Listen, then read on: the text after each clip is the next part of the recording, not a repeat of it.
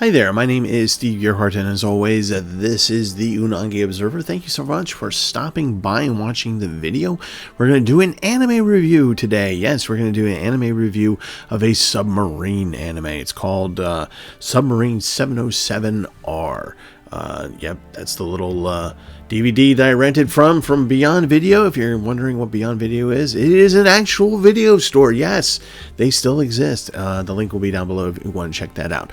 But never mind that. Let's get into the review. So there I was at Beyond Video, kind of looking in the animation section. So they have anime and other animations, basically all put together in alpha order. So it's not like it's anime or American animation, so forth and so on. It's just it's alpha order.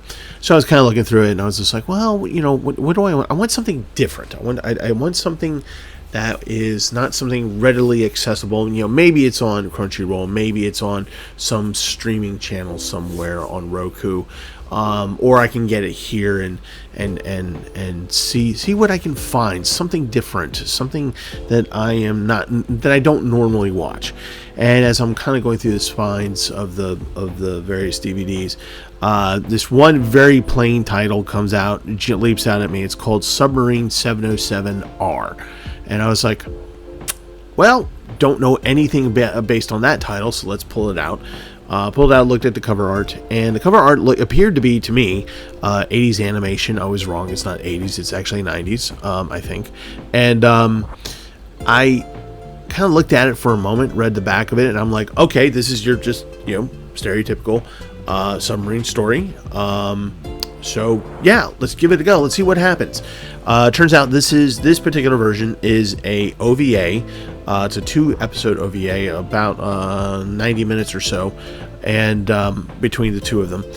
And it kind of feels like a movie, actually. It doesn't feel like a 2-part anime or OVA. It feels like a movie, but I digress. So I start watching it thinking I'm going to be watching an 80s style anime. Totally wrong. The animation is so 1990s, it's not even funny. So the story, the plot here is fairly straightforward, simple. We've actually seen this before. It's one of those where the world unites because there's a threat that is menacing the entire world. And it's this group, let me see if I can find the name of it again, is the Undersea Silence Revolution. So these guys are basically pro-ocean, and they want to kind of like the world to leave the ocean alone and not exploit it. And this group of people become eco-terrorists, and they use technology to create these very advanced subs, and they wreak havoc on the seas of Earth. So the governments of Earth, the UN, puts together a task force, peacekeeping force, and they have submarines from all these different countries showing up to this place as a ceremony to, say, here we are, unified under our cause to beat the terrorists. And so all these countries show up with these amazingly advanced, technologically advanced submarines, and the UN force is on top of this huge, freakishly huge aircraft carrier where Boeing 747s can land, and there's a parking lot of about 20 of them. So yeah, it's huge. I can't explain. I cannot convey how big this thing is. So this is ginormous, freakishly large aircraft carrier where world leaders are coming on there, showing off their submarines that they're going to use to combat the eco-terrorists, these guys who want to protect the ocean from the exploitation of mankind. And they go down the list of all the countries, and then they come to the last, of course, Japan. And the sub hasn't shown up yet. And the Japanese delegates are kind of embarrassed, not only because they're not showing up just yet, but because the 707 is a clunker. It is not technologically up to date. We cut to the 707, And the captain is a portly little guy, and he's fishing off the top of the conning tower, and his commanding officer, his CO, his XO, is standing right next to him. And they're off in the distance. You see this ship with sails and these kids on it. They're like, "Oh, it's the 707! Isn't that cool? Isn't that cool?" And it's a training ship for high school graduates who are entering the Japanese Navy. The actual U.S. Navy does that at Annapolis. They have a sailing ship where certain cadets are allowed to train on them to become, officers and all that stuff. Same concept. You will see those 3 kids later on in the OVA as members of the crew of the new 707. I'll get to that in a moment. So the portly captain goes, "Oh, we're late. We ought to get there." And as they're speeding towards the meeting point, the terrorists attack in their hugely technologically advanced submarines, and the one main submarine, commanded by Admiral Red. Yes, that's his name. With an outrageously wonderful mane of hair that goes down to the shelf of his butt. You should see it flapping in the wind when they show it in the OVA. It's quite hilarious. He shows up and he proceeds to destroy all the subs, all the surface ships. And he's about to torpedo the ginormous aircraft carrier. And at the last second, the 707 comes up, and the captain orders them to cross paths and let the torpedoes hit his ship, and the whole crew's jumping off, and they all live. All right, so he becomes a hero, but the 707 is destroyed. Cut 6 months later, the eco-terrorists are still a problem. The portly captain is in retirement. He's at home with his incredibly gorgeous wife and very spunky daughter. His former XO shows up and says, "Hey, they built a new submarine to combat this threat. They want you to command it, and I'll be on there. The crew will be there." And he's just poorly, "Oh, I'm in retirement. And the wife, being the good waifu that she is like going, "Oh, you want to go back to sea? It's fine." He goes, "Okay, see ya, bye." Literally, he's just like out the door. And so then basically the rest of the OVA is the 707 going toe-to-toe with this terrorist organization repeatedly until we get to the end, where we have a very unsatisfying conclusion. And you would think that there was more to this anime, like they would make more episodes. They didn't. So it's it has a very unfinished feel to it. So let's get into the particulars now that we got the story. This was based on a shonen magazine manga of the same name. Actually, it's just Submarine 707 that ran back between 1963 and 1965. So when I saw the cover of this and I saw the character design of the captain, I was just like, "Oh, this is 80s anime," because it actually kind of looks older. Well, there's a reason. That's the reason. They did an actual original animation based on that particular manga by the same name. It was just one episode. It's 45 minutes long.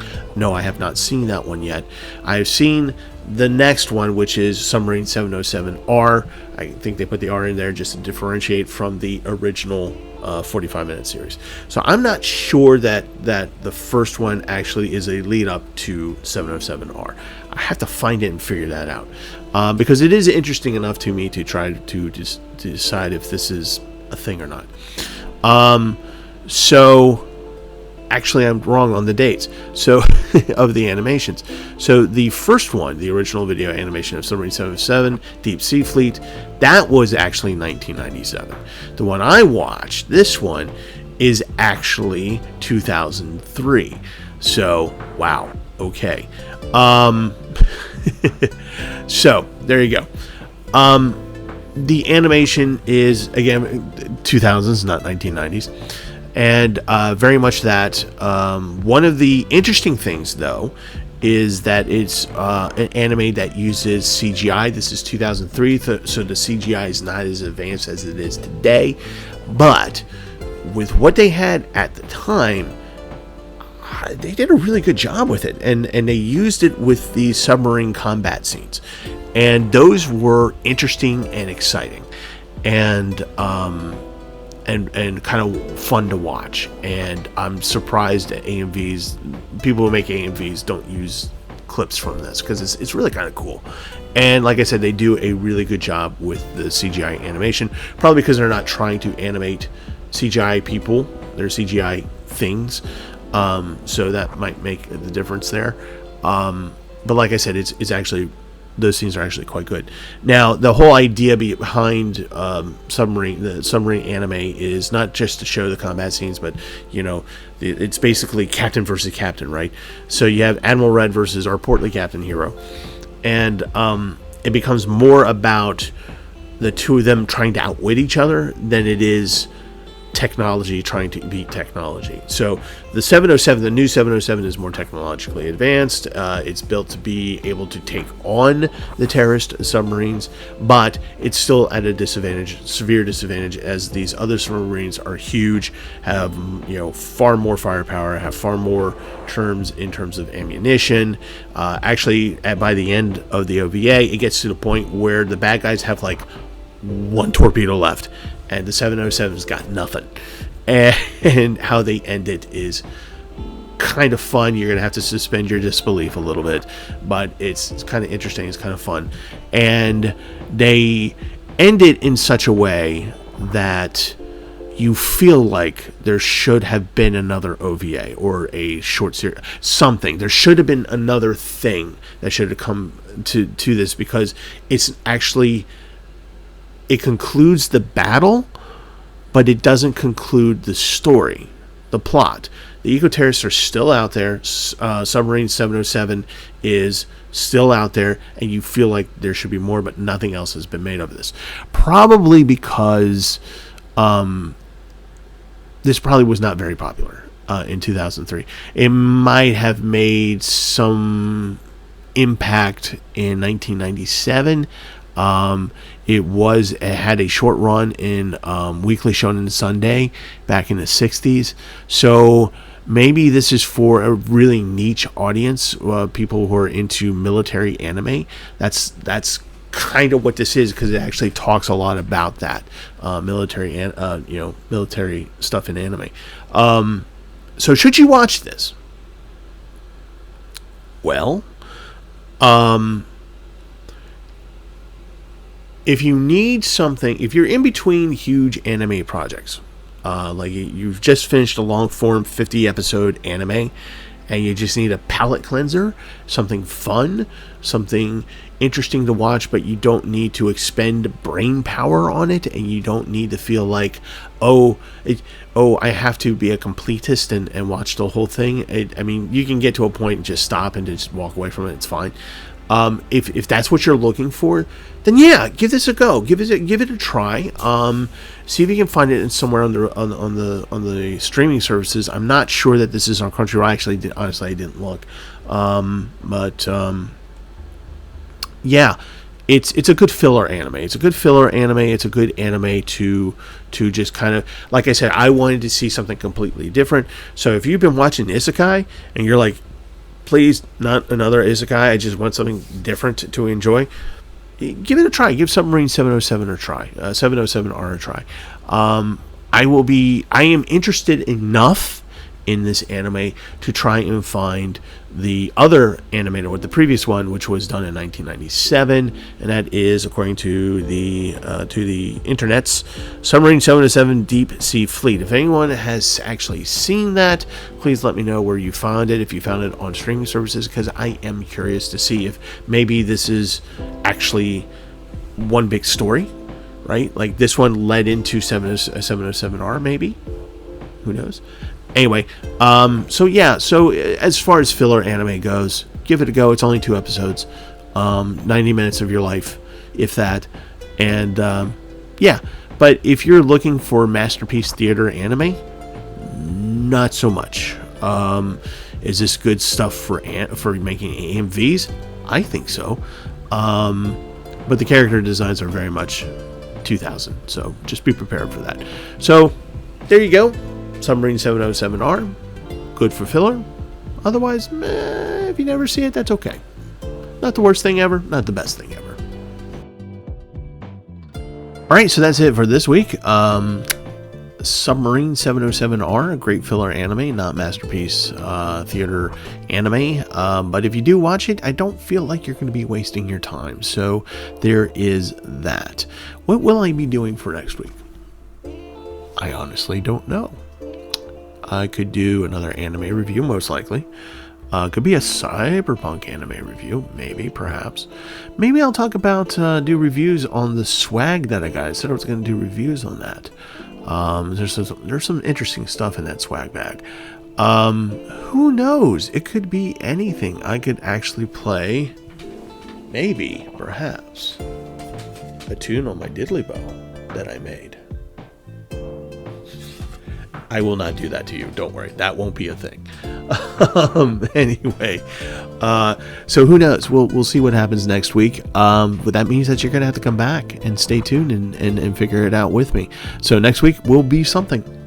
There you go. All right, guys. Be good. Stay healthy. Love you guys. And as always, watch more anime.